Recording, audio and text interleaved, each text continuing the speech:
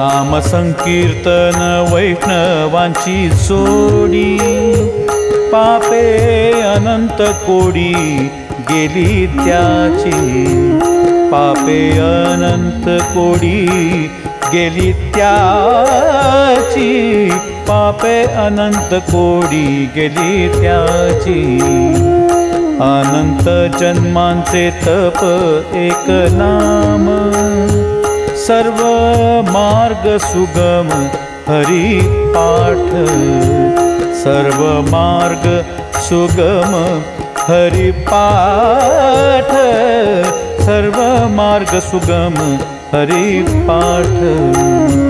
योग याग क्रिया धर्मा धर्म माया, गेले ते विलया हरी पाठी, गेले ते विलया हरी पाठी, गेले ते विलया हरी पाठी.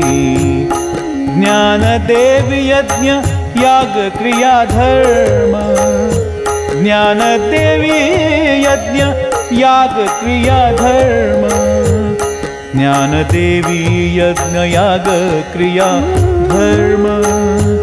हरी वीण नेम नाही तुझा, हरी वीण नेम नाही तुझा, हरी वीण नेम नाही तुझा. हरी मुखे म्हणा, हरी मुखे म्हणा, हरी मुखे म्हणा, हरी मुखे म्हणा, हरी मुखे म्हणा, हरी मुखे म्हणा.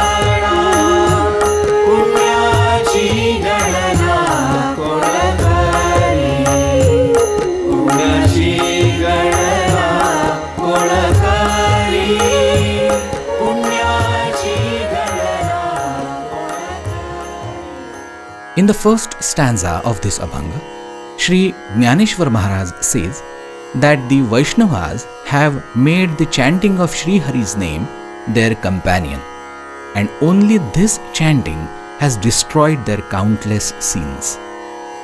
The next stanza has two possible meanings.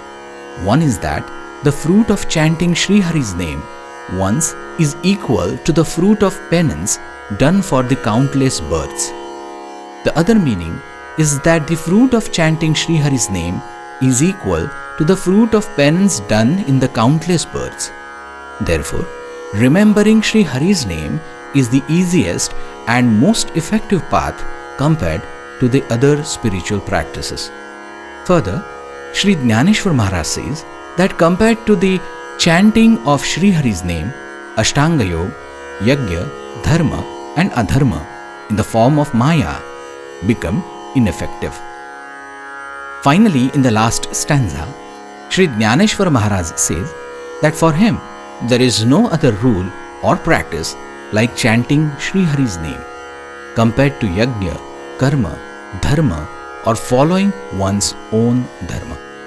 Therefore, chant Sri Hari's name all the time. Hari mukhe bhana, Hari mukhe bhana, पुण्याची गणना कोण करी. हरी मुखे